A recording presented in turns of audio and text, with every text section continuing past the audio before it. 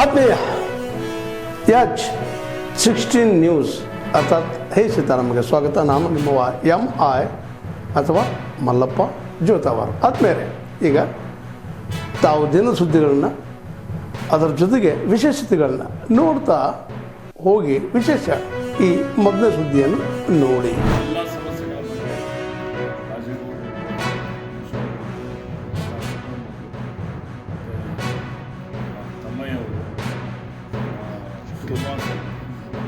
ಆನಂದ್ ಎಲ್ಲ ಶಾಸಕರು ಬಹಳ ಸಲ ನನ್ನ ಗಮನಕ್ಕೆ ತಂದಿದ್ದಾರೆ. ಮಾನವ ಪ್ರಾಣಿ ಸಂಘರ್ಷ ಕಡಿಲಿಕ್ಕೆ ಬಳಸ್ತಕ್ಕಂಥ ಭಾಗದಲ್ಲಿ ನಿಮ್ಮೆಲ್ಲರ ಶಾಸಕರ ಬೇಡಿಕೆ ಏನಿತ್ತು ಆನೆ ಕಾರ್ಯಪಡೆ ಮಾಡಬೇಕು ಅಂತ ಕೊಪ್ಪಾಗಿ ಒಂದು ಆನೆ ಕಾರ್ಯಪಡೆ ನಾನು ಮಾಡ್ತೀನಿ ಅಂತ ಘೋಷಣೆ ಮಾಡಿದ್ದೆ.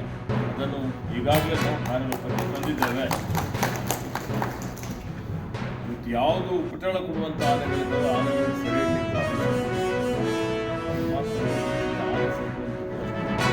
ಸರಳವಾದಂಥ ಕೆಲಸ ಅಲ್ಲ. ಏಕೆಂದರೆ ಭಾಳ ಅಪಾಯಕಾರಿಯಾದಂಥ ಒಂದು ಕಾರ್ಯಾಚರಣೆ.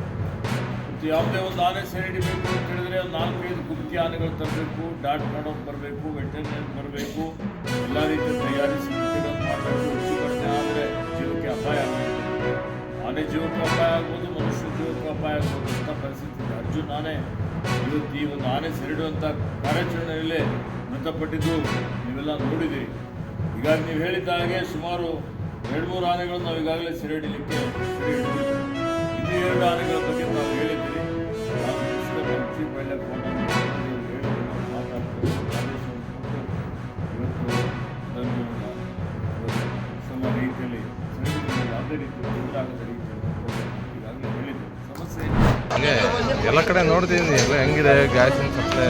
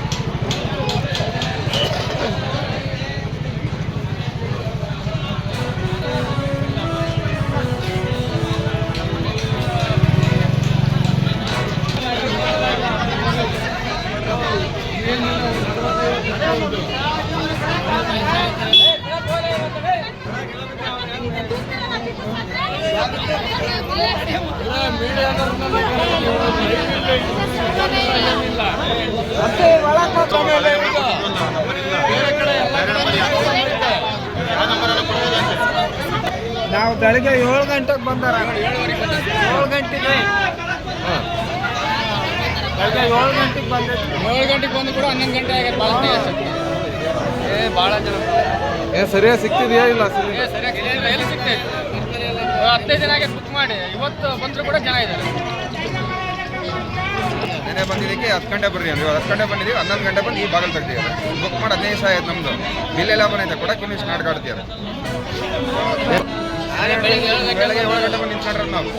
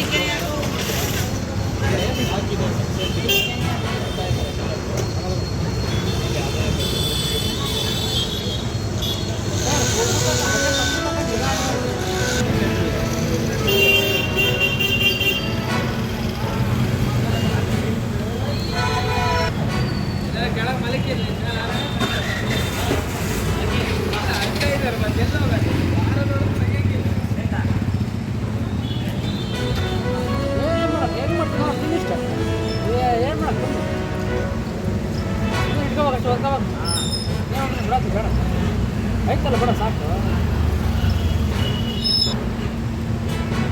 ಯಾಕತ್ರ ನೀನು ಹಾಂ ಅಷ್ಟೇ ಸಾಕು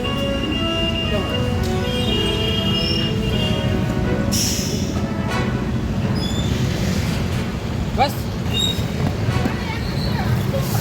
ಅವ್ರದ್ದು ಹಾಕ್ಕೊಂಡ್ರಪ್ಪ